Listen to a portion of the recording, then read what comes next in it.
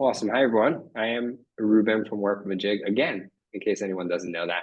I think you get to know my face by now. But yes, welcome back to our fourth and final week of building a next-gen marketing agency workshop. This week's focus is on fostering sustainable growth and profitability. So first of all, we had two sessions lined up for you today, but unfortunately, our second speaker, Vince Dong, had an emergency and had to reschedule.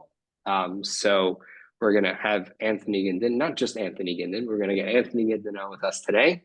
And then we're going to give you guys back an hour. When we reschedule with Vince, I will definitely let you guys know. Yeah, he definitely had a great topic and I don't want to just miss that. So yeah, let's jump into it. Our session today is titled Productize or Die in the Age of AI. I love the AI spin because that's been a lot. We've had a lot of talk with this group about AI. So why'd I invite Anthony Gindin to deliver this talk? Obviously, he's a great friend. He's an awesome speaker, but he's got some other good points to him besides for that. Maybe less important than being a good friend, but yes, he's got definitely some other thoughts. He's been in the industry for the past 23 years. Anthony's built 6 businesses, sold 4 of them, taken 2 companies public in the Canadian Stock Exchange. He's worked with executive leaders in 17 countries. I don't think I can name off 17 countries off the top of my head if you ask me right now, but that's definitely pretty cool. Spoken at events around the world. Anthony, big shout out. TCAN event coming up soon. We are Yeah. going to be there. Oh, yeah, yeah, We're yeah. I excited you're saw that. speaking. Yeah, I will be there. Yeah, that'll be fun. In Victoria, Awesome. BC. Yes, yes, yes. And his second book, The Agency Secret, just became an international bestseller in Canada, the US, Australia, and Germany. Anthony has been jokingly referenced as the Canadian Don Draper. And today, Anthony advises agency leaders from San Francisco to Singapore with a focus on positioning, productization, and building systems to achieve consistent, repeatable, and profitable growth. I think that's the most important line. But yes, thank you for joining us, Anthony, and the floor is all yours. Well, thank you. Thank you, Ruben, for the wonderful intro. I appreciate it. So I'm going to just pop up, share my screen here so I can get this deck up. So maybe here, I'll get it up and Perfect. I don't see it yet, but uh, as you're loading it, just two yeah. quick notes. Everybody, if you have any questions, comments, drop your comments in the chat. For sure, we always like to hear from you. Any questions, drop them in the Q&A. Anthony will get to them after we go through the slides, or as many of them as we can, for sure. Yeah, absolutely. Thanks, Ruben. Okay, so just to confirm, you can see my deck now. Yep, Oh, beautiful audio, slides. video, check. All right. You are good. Okay, well then, welcome to Productize or Die in the Age of AI.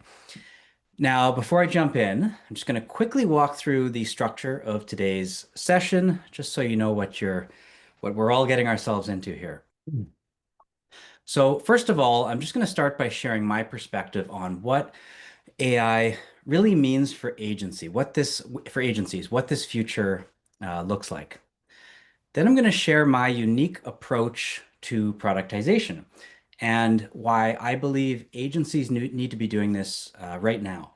Then we're going to walk through a specific set of steps to future-proof your agency, to set yourself up to not only survive, but to really thrive in the face of what is coming ahead. And finally, I'll be giving you guys some tangible things that you can actually do. So I'll be giving you guys some homework, a specific set of tasks you can take away and work on following this talk. So let's get into it.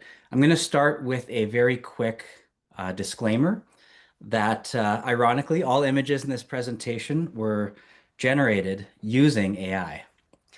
So let's go ahead and take a look at the first image. Okay, here's the prompt. Giant old school computers with arms and legs attack New York City. And here's what it came up with. Perfect, right? Amazing. Nice. Nailed it. All from that one simple single sentence prompt. And it really is just amazing how far this has come, but more so how quickly. The speed is really the amazing part.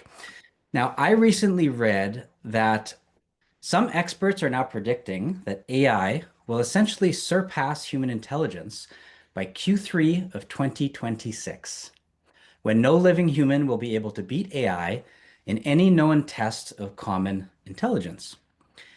And the first thought I had when I read this was, I thought, okay, Q3 of 2026. I thought, it can't possibly take that long. That was the first thought I had. That's almost a year from now, when this is essentially already happening right now. So, as agency leaders, how should we be feeling about this? We can be excited or we can be worried.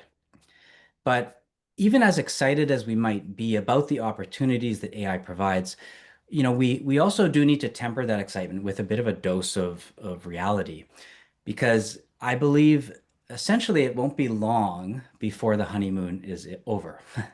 So we need to be acknowledging right now the simple fact that AI poses a clear and existential threat to agencies, and to agencies specifically, because of the capacity for AI to essentially replace many of the most common agency services.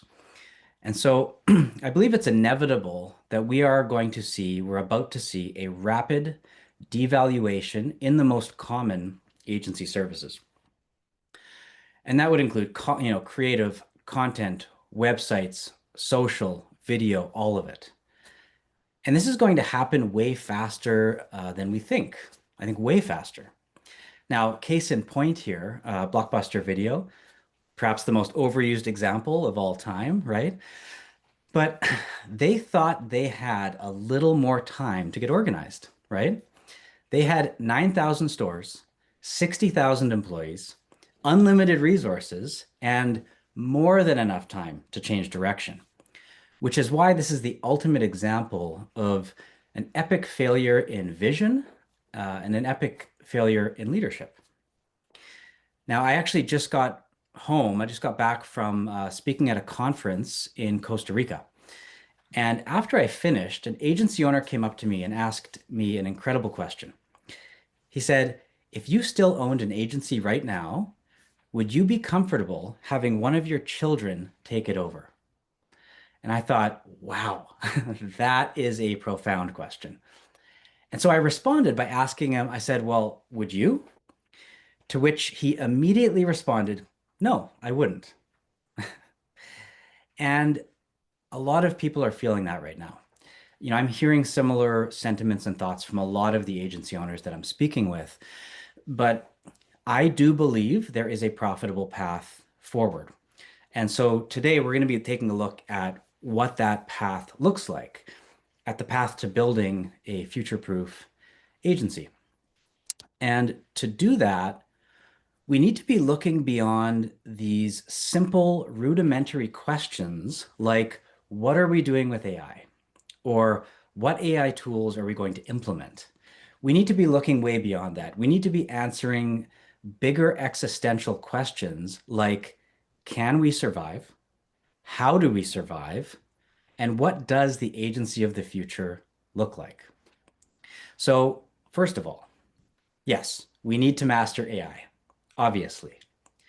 But I believe the real drivers of unique value and the real drivers of profitable growth will be found in the human-led strategic services, which in turn, which will be supercharged by the capabilities of AI. So yes, we all need to master AI to leverage AI just to survive, but we also need to be thinking about how we're going to layer the human element on top of that, and how we're going to find differentiation and value in those things that make us unique. Our unique perspectives, philosophies, expertise, methods. Those things that will make us unique in a not so distant future where every other agency that still exists has also mastered AI, and where every agency essentially has access to the same tools and technologies. Because it's really important that we don't forget that we are in the people business, right? Agencies sell the expertise and skill sets of people. This is what we do. And we thrive or fail based on the quality of our people. people who historically have always used new tools and technologies to do their jobs effectively. And I believe AI is exactly that. It is a tool that will help your people deliver greater value. But it still all comes back to people, regardless of what tools they use. Our value is still driven by our people, or more specifically, by their expertise, and more importantly, by the results they can produce, all of which can and will be supercharged by AI. And so, in the age of AI, I will argue that it's never been more important to take a step back and to understand this, to be intentional about how we productize and position this, because this is our value. And so, if we think of this as a value stack, the new value stack for agencies, starting at the bottom, we have artificial intelligence, where AI will essentially become the foundation upon which all agencies operate. Then, layered on top of that, we'll have to rethink what role human beings play in this operation. And I believe the key here will be in how we productize our expertise to be unique, powerful, and specific. And in doing so, we can create unique value by having uniquely productized expertise. And so every agency will need to nail these bottom two layers just to survive. How are we using AI and what are we going to do with all these humans? Right? But the agencies who nail these top two layers, those will be the agencies who thrive. The agencies who jump out ahead because they've done a better job of defining their unique zone of genius. And so today, we're going to be talking about the steps to better understand and define your agency's unique zone of genius, because that is what we need to be productizing and positioning today to get ahead of what is coming, of what's, excuse me, of what's coming tomorrow. This is what will differentiate us. And it's what will differentiate us, again, in this not so distant future, where not only every agency has mastered AI, but also where execution-based services have seen that rapid devaluation. So your unique zone of genius is what will set you apart. And so we need to productize your unique zone of genius. So then what is productization? Now, I have my own unique definition of productization, my own unique approach. I define it as the effective packaging of unique value. Okay, the effective packaging of unique value. And there are two components here, unique value and effective packaging. Now, the problem is most agencies only focus on the second part. So every few years, they essentially take the exact same set of services, pretty much change nothing, and then rename them to sound more unique, more modern, more strategic. And I call this productization 1.0, where nothing has really changed. It's just a repositioning of your services. But here's the thing. Agencies don't sell services. Now, I mean, technically, yes, but it's not what people are actually buying. Clients might need a specific service, but their decision to hire you is based more on your expertise, your experience, your people, your ideas, those things that differentiate you from the 100 other agencies who provide the exact same set of services, right? So productization isn't about productizing your individual services. It's about productizing the agency as a whole. The agency is the product. It's the collective value of your people, your expertise, your unique philosophies or methods, and the results you aim to produce. That's what the clients are choosing. The services you provide are kind of just the base level, right? It's like a quick little checklist over here. You do this, you do this, you do that. Okay, good. And you can name those services whatever you want, but the agency is what the clients are actually buying, and that is what needs to be productized. So I'm going to share a quick story here from my own professional journey just to help illustrate this idea. Now, when I built my first consulting business, or sorry, when I built the website for my first consulting business, Futurecraft Consulting, you see it here, I paid a small local website development shop $3,500, and they built me a beautiful website It worked perfectly. I got a ton of compliments. It was a great website. Now, when I built or when I co-founded my first e-commerce company, Veggie, which was an online marketplace for vegan-only products, we hired a separate small agency that was laser focused on e-commerce in our niche, which was the food space. And they were all about driving on-site conversions and customer attention. And they had models and frameworks to explain how they were going to achieve those results. We paid them $250,000 for that website. Now, that is 70 times higher. Now, the first website was custom coded from scratch, while the second website was built on an existing Shopify template with some heavy modifications. But here's the thing. Both agencies were roughly the same size, with similar people, similar skill sets, similar levels of strategic thinking. I would also guess that these two agencies were paying their people roughly the same salaries, and both projects took about 3 months to complete. So, same size agency, same cost base, salary load, same general length and scope of project, but this one was 70 times higher value. And I'm the one who paid it. So why would I do that, right? I've been pricing agency services for 23 years. I know how much things cost. So first of all, why did I do that? Number one, that second agency was market specific.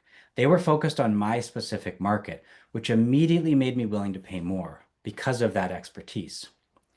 Second, they spoke to the exact results I was looking for, so the value goes up even higher. And third, they showed us models and frameworks to explain how they were going to get us the results we desired, so the value goes up even more.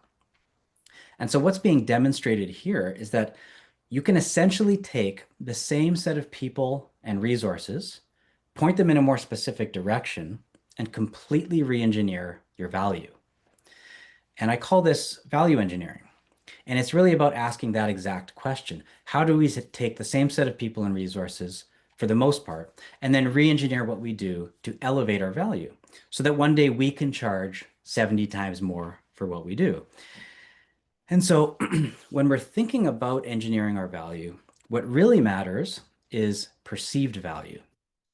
And perceived value is the worth a person assigns to a product or service based on their own unique perception of how valuable it is to them and them alone. Because perceived value is incredibly personal. It entirely depends on who you're talking to and how specific it is to them.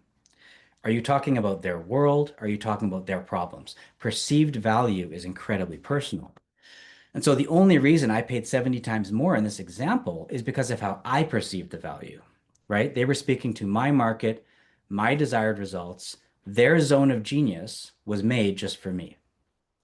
Now, if they were talking to, Joe the plumber down the street, the perceived value would be zero, right? Because Joe's a plumber, he's not a tech entrepreneur. And so perceived value is incredibly personal, and it entirely depends on who you're talking to. And there are 4 primary ways that we can elevate perceived value. So number 1, speak to a more specific audience. Number 2, speak to high-value results that matter to that audience. Number 3, provide unique, differentiated methods to achieve those results. And number 4, in doing so, develop and share deeper expertise than others. Now, when you see these laid out in such a simple way, it seems incredibly obvious. Am I right? Especially talking to a room full of agency folks. Like, we already know this, right? But the truth is, most agencies I talk to, they struggle to do any of these properly. And I would say doing one of these properly helps, but doing all 4 is an absolute game changer. But it always has to start with the first one, which is speaking to a more specific audience, or what I call market specificity. And this is the first step towards productizing your expertise. And so you can take this one down as a note. This is the first step in the sort of sequence I'm going to walk you through here. I will be summarizing these steps at the end, so don't worry. But market specificity, this is the most common issue in probably 70 to 80% of the agencies that I speak with. It's a failure to not only focus on a specific market, but to communicate that focus externally, which is kind of the most important part, actually communicating it externally, because your expertise needs to be focused if it's going to be powerful and compelling. Now, there's a study from HubSpot that says when outbound marketing is industry specific, it achieves 214% more conversions. Now, again, talking to a room full of agency folks, everyone in this room knows that focusing on a more specific market makes marketing more effective, makes sales more effective. We all know this. So then why is market specificity so difficult for agencies to do for themselves? And this is a big question. And I believe there are two reasons for this. First is a lack of courage, just not being able to find the courage to focus on a more specific market, because you don't want to alienate any of your current clients over here, and you also don't want to close the door on any potential future clients over there, right? So it's just too difficult to find the courage to be more market specific. But the real underlying problem is that we view market focus through too narrow a lens. We always think that it's about specializing or niching down to a more narrow market, but that is not what I'm saying. That is 100% not what I'm saying. And to understand this, we need to look at something I call the scope of market specificity, where we can go more narrow or we can go more broad. But what matters is that we're getting more specific either way. Okay, so we can go as broad as saying B2B. That's our focus. Half of all companies on earth. Or we can get a little more narrow and we can say something like agriculture, right? Which is an umbrella of industries that fit underneath agriculture. Or we can go super narrow and we can say hair salons in Dallas. Now, that would be a little too narrow in my opinion, but you get the idea. You can go more broad or you can go more narrow.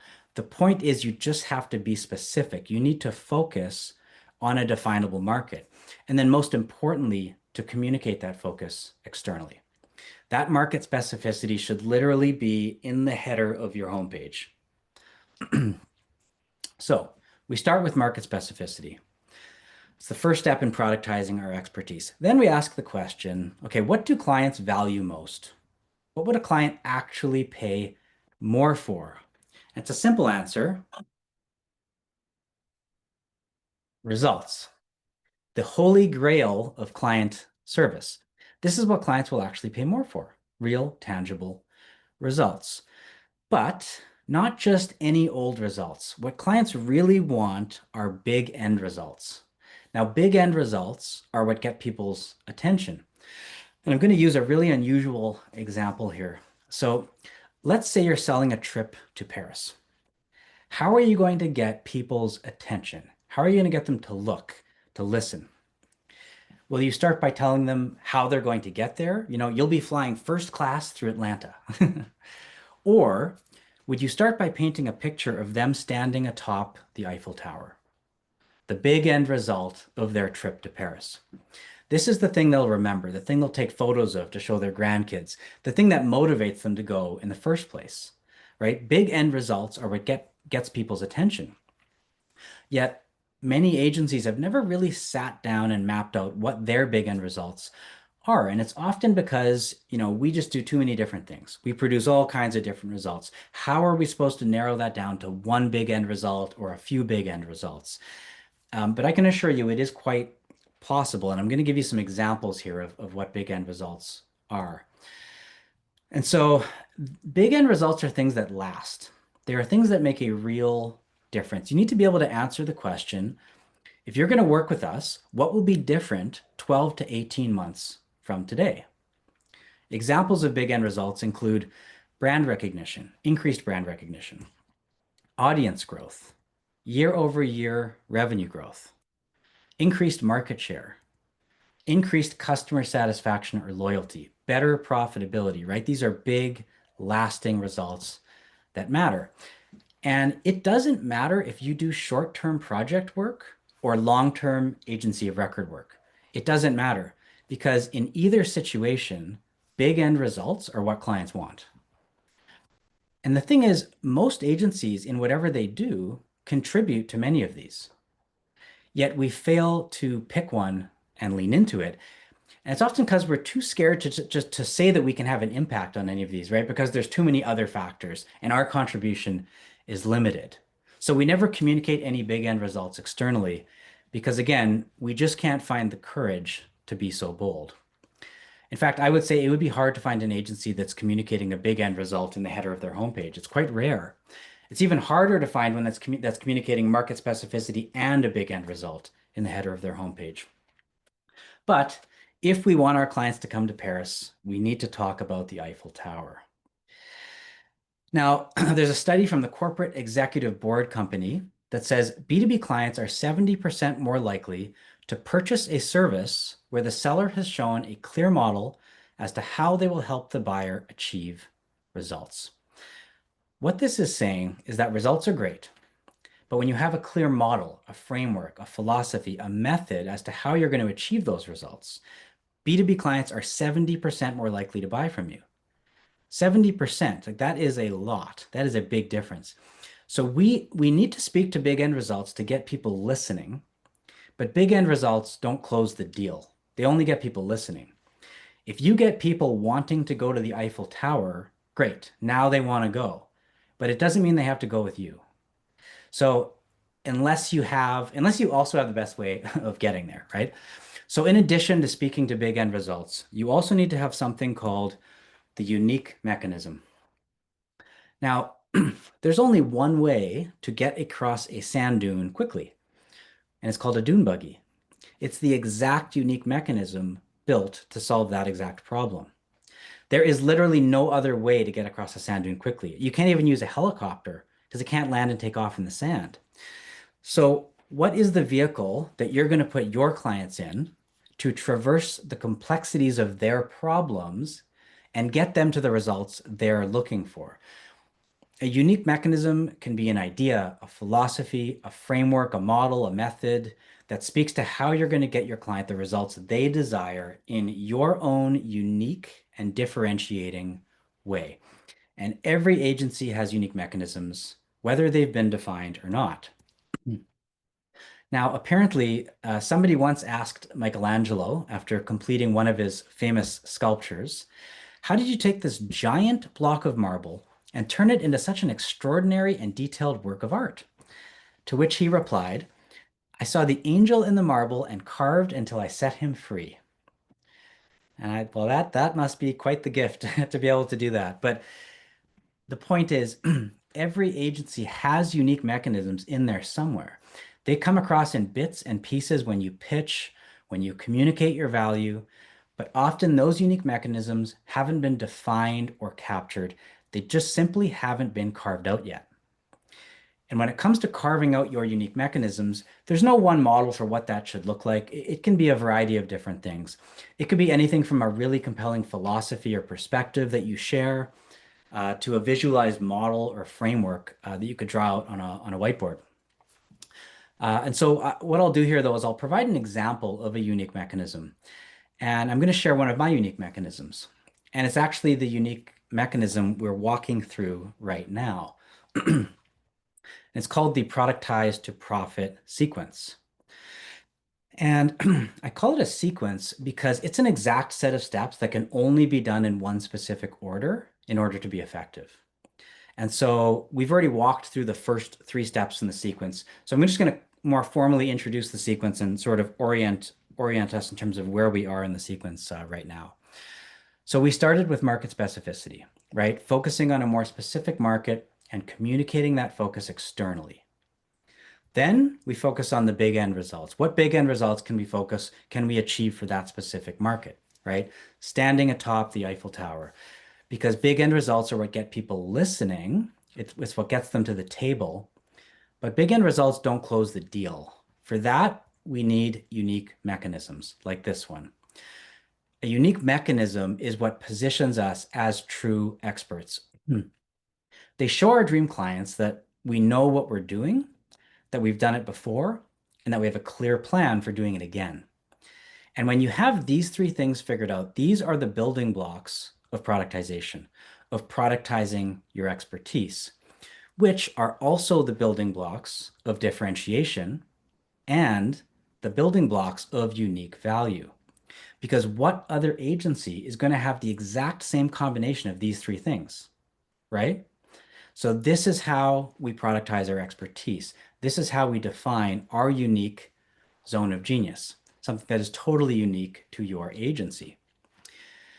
And so once we have these building blocks in place, we can move to the next step in the sequence where we develop our key thought leadership perspectives. And this is where we take our unique zone of genius and we transform it into unique, powerful, differentiating thought leadership perspectives, which will become the most important component of your sales and marketing ecosystem by far, especially in the age of AI, where our unique expertise really needs to stand out more than ever before. And so we bring the building blocks on the left to life by converting them into key thought leadership perspectives. And so, as I've explained so far, right, your expertise is what people are actually buying, right?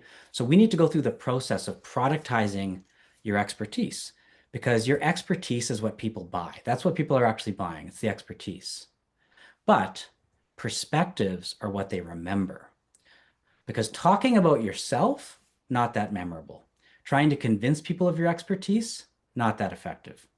But demonstrating your expertise through a strong perspective is powerful, effective, and memorable. And, many agencies publish all sorts of content, right? But often a clear, controversial key perspective is nowhere to be found. Something you can be known for, remembered by, is typically nowhere to be found. Now, I'm going to use myself as an example again here. So looking at the 4 steps we walked through, my market specificity is agency leaders. My big end results are helping agency leaders systemize profitable growth in a rapidly changing world. And my unique mechanism for doing so is the productized to profit sequence, which we're walking through right now. And then my key perspective is productize or die in the age of AI, right? And that's the name of today's session. So that's my unique thought leadership perspective. And it's what brings those top 3 pieces to life. But it's more than just a perspective. For me, it's really a thought leadership brand. And that's really how we should be thinking about this today. And I want to make a really important point here because some of you might be thinking, great example, but you're a consultant, right? Does this really work for agencies? And the answer is yes. And it's also exactly the point I'm trying to make right now. It's that in the age of AI, agencies need to productize their expertise more like a famous author or consultant would. If you think of famous thought leadership brands built around powerful key perspectives like the 4-day work week, 10x, start with why, right? Imagine how powerful it is when an agency has a perspective like that, a perspective that gets people engaged, that people remember, that you can be known for, which is far more effective than just talking about yourself or what you do. Okay, so we're getting close to the end here. Essentially, again, once we've clarified our unique zone of genius, we convert that into a powerful thought leadership perspective. Now, because this is just a short webinar, there isn't really enough time for me to walk through the entire sequence today. It's actually a 9-step sequence, and these are just the first 4 steps. But these 4 steps represent a significant amount of work, and they are the most important and foundational steps in the sequence.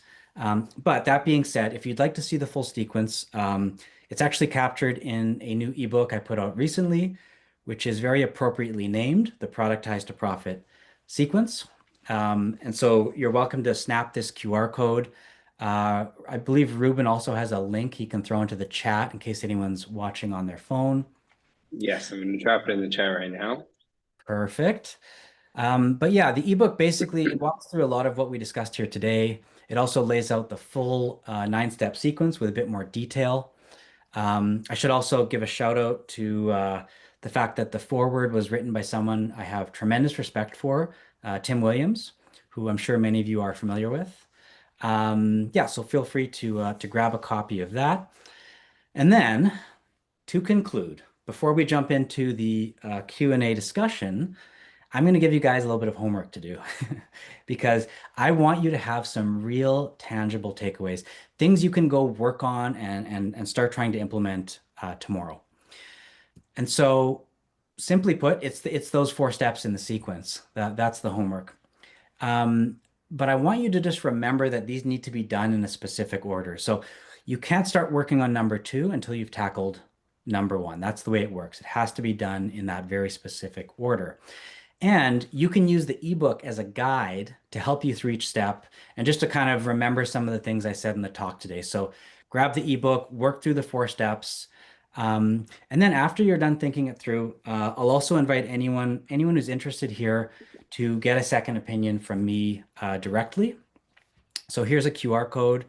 And Ruben, I think you have a second link you can throw in the chat there as well. But Yep, you yeah, got it.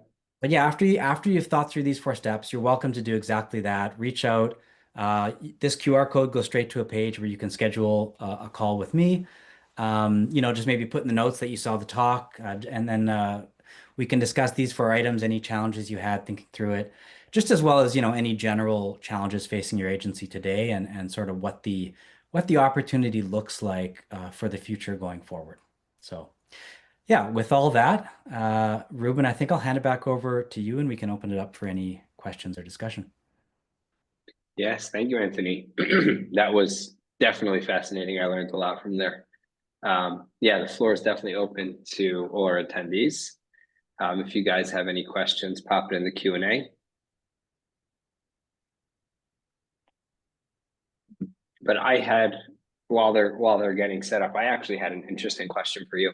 As I was listening to you, I mean, a lot of your talk today was about, I would say, the combo of AI and agency personnel. Mhm. How to make that combination between the two of them and keep things flowing as these new tools come in. But I think we know, especially with your perspective of looking towards the future, AI is only the big tool that's here today. Um, we know that in just a little bit, another big tool, probably even bigger tool, is gonna hit the market. It won't be AI today; it'll be something else. Do you feel like the thoughts that you shared today will also be applicable to that next big tool coming up, or this was kind of crafted specifically for AI? Or that Uh, combination? so it's interesting. I mean, I'll have a few answers to that question. Number one, if you really think about the principles I'm sharing here, I think these are principles that have always been true, right? Focusing on a specific market, speaking to big results, having a method for how you're going to achieve those results. I think what I'm saying though is with what's coming in the face of AI, this has actually becomes more important than it's been in the past because, again, when we look at the rapid devaluation of execution-based agency services, which is a huge portion of the most common agency services, everyone's going to be able to do it faster, quicker, cheaper, better, right?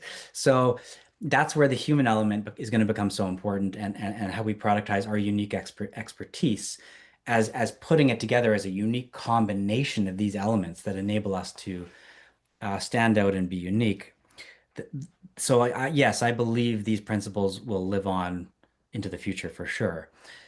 The second thing I'll say, when you talked about AI and what's next, it's interesting because the way I view AI is it is just a tool. I mean, it's not going to be long before the AI is like the internet, right? Everything has AI in it. It's woven into everything. In fact, the example I like to say is I think of it as it's like good Wi-Fi at a hotel, right? Can you imagine a hotel trying to sell their value by saying, we have the best Wi-Fi? And you're like, yeah, pretty sure every hotel has Wi-Fi. In the future, you can't have a hotel without good Wi-Fi. You won't be able to have an agency without good AI. It'll be like the internet. And so I think the actual bigger challenge is not AI, it's actually software. I think it's actually software is really the future. Software is how AI is going to be leveraged and used. I think the bigger risk to agencies is software that will replace a lot of what agencies do, right?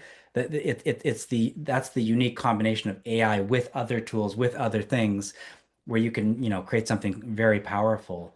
Those are going to be the things that are going to start posing an even bigger threat, I think, in terms of replacing more pieces of what an agency can do. Awesome. And coming off that, just another quick follow-up. Um, I am I, I am feeling in the agency. I can't say I'm finding, but I'm definitely feeling it in the agencies.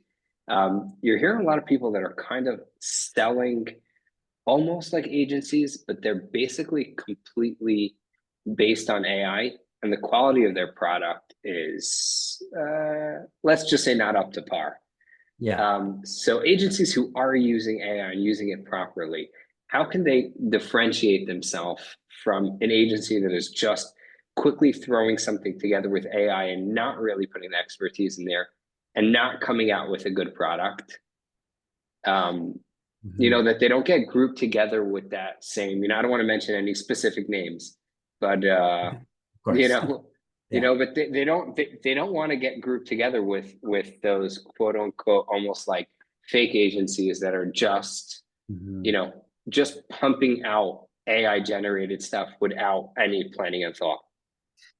Yeah, I mean, even when we look at the speed of how quickly AI has come online and how good it's gotten, we are still in the infancy. Like, I mean, there are agencies who are definitely making good use of it, but it's still in the infancy. I mean, we just got to the point where AI can make a hand look like a hand. It always had like six fingers, right? And we just got to the point where AI can like actually have text. Like what? So I mean, the bottom line is, I mean, we're still in the infancy of actually using AI to do complex creative tasks. Um, but at the same time, we're not, it's happening so fast. I mean, 5 months from now, I think you'll be able to do pretty much anything. So, um, there's going to be a huge advantage to the agencies who master it quicker than others and who learn to use it better and properly, not because they're producing better creative, but because they're producing quality creative way faster. Like that, I mean, that's just the bottom line. Like they can be way more profitable and way faster. The bigger risk is probably more on the client side as clients' expectations start to evolve because they know agencies are using AI. And so, what is that going to mean for pricing and where does the value really come from in that process? And that goes back to what I was saying before, like the value of the execution-based stuff. And unfortunately, I would put creative in that bucket, even though we all know creative is highly strategic in terms of the way clients are going to think of it. They're going to be like, well, you guys are using AI. You guys are doing this super quickly and easily. So why am I still paying so much, right? And so that's why I think the strategy portion, the unique expertise, and the way you productize and put together programs and frameworks and the things that bring your unique expertise to the forefront is really going to be where the higher margin, higher value, higher profit services, which where they've always been, by the way, but it's going to become even more slanted in that direction. Gotcha. I like that. That's nice. Okay, we got a question here from Natalie. She said, "Thanks, Anthony. As an example, if my clients are large IT corporations, can I say my specific market is high valued products versus IT industry, which is maybe too specific?" Okay, sorry, can you read the last half of that again? Sure, it's in the chat if you want to pull it up, but Yeah. I'll read it off to you again. She said, as an example, if my clients are large IT corporations, can I say my specific market is high valued products versus IT industry, which might be too Oh, I specific? understand. Yeah, so this is a good question. I think the question here is kind of coming back to like how do you define a market? Like what counts as a market, right? And I want to make the point that it's not necessarily industry. Industry is one way to define a market. So you could say IT companies, right? That's a market. That's a market that's defined by industry. Now, if you have an industry that makes sense and you can define it as such, that's definitely the easiest way to go. Is- You know, but you can also define a market by a lot of other things. You can define it by a problem. You can define it by something that is more persona based. You can define it by, people who are looking for X. You can almost define it by a service or an offering sometimes. The way I think of like what does it mean that you have a defined market, a definable market is think of it in this context. Can you find conferences that cater to that defined market? can you find groups and networks that cater to that defined market, right? Like I use the example of B2B, super broad, but there's conferences that are all about B2B, right? Um, let's say you're a company that makes websites, and you say, well, our market is just people looking for websites, right? There's all sorts of conferences about what's new in website development, right? Or whatever. So, either way, like it just has to be a market that you can define where you could purchase a list of people in that market, find conferences that cater to that market. So in your case, obviously IT companies, I mean, that's a really clearly defined market. I like that just the way it is. I mean, I would almost look to layer other things on top of that. What are the big end results you produce for that market? Okay, now it gets a little more unique. It's not just IT companies. And then do you have a unique framework or method or program or philosophy for that market about what's happening in that market, what's coming in the future, why they need to achieve these big end results, and your unique way of doing it?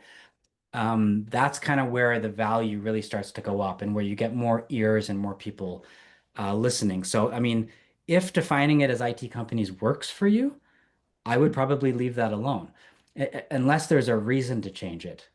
If you're saying, well, this market has become too small for us, we need to go to something bigger, then maybe you can think of a way to redefine that into something more broad, but just try to make sure it still remains something specific. That again, you could purchase a list of these companies, you could find conferences that cater to these companies. That's sort of the sniff test of whether you have a defined market or not. Hopefully that Nice, helps. thank you. Awesome. I have one last question for you, and if anybody else has any other questions, we'll stick them in also. But focusing on the employee side a little bit. So I believe it takes a lot of humility, if I got to be honest, to admit that there are some things, especially on the creative side, that AI can do even better than I can do. But the question is, how could employees, hold that humility, knowing that AI can do things better while staying confident that their jobs are secure? Whew, okay, that's a big question. Yeah, I know, I like know. I have the answer to that, right?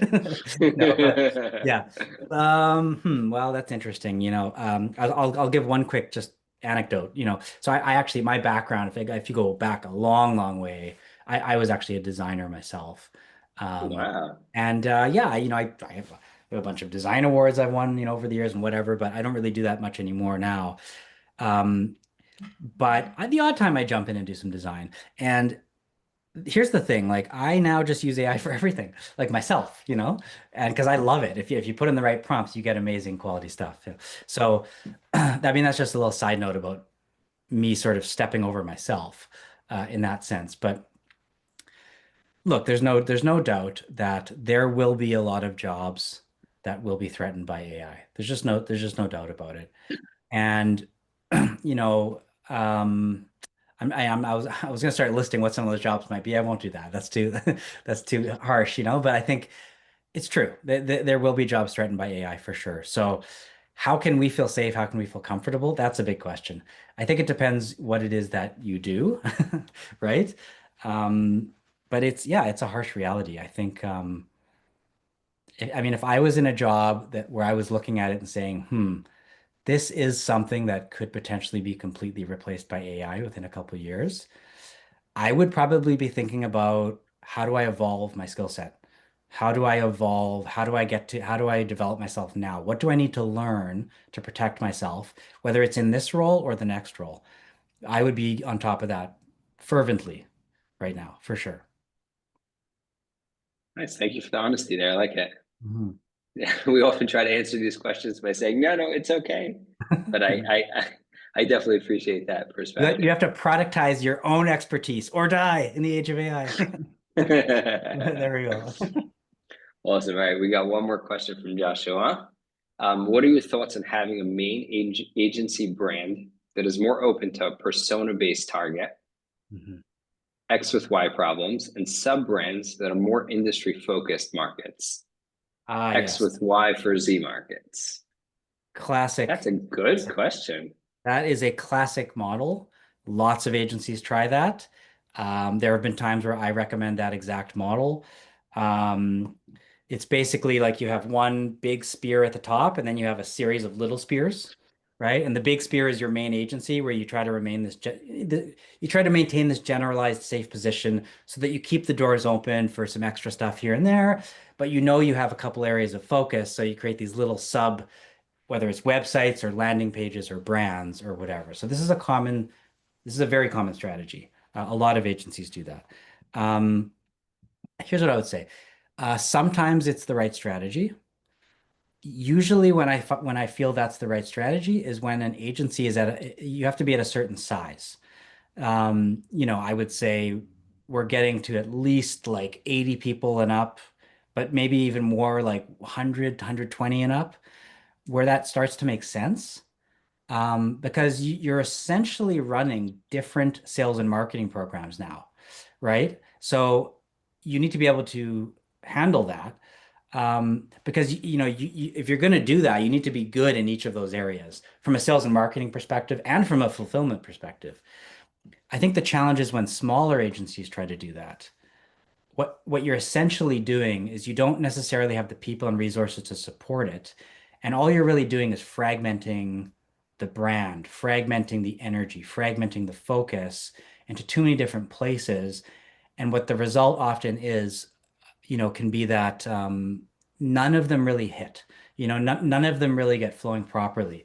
Or you figure out that one of them works really well, and then you just abandon all the rest and completely focus the whole agency on that, which can be an interesting experiment. But I would say where I've seen that work and be successful is usually with agencies that are over a certain size. Um, but I would also say that's not always like the best recommendation. I mean, if it can work for sure, but if you can get to a place where you have a singular entity that is just really focused with a lot of what I discussed today, that's where you have the entire mass of your people and resources pointed in the same direction and aligned. And that's like the best place you can ever be. So I'm not saying it doesn't work. I'm not saying anything against it. I'm just kind of giving my perspective on sort of where I've seen it work and where I've seen it be a bit more challenging.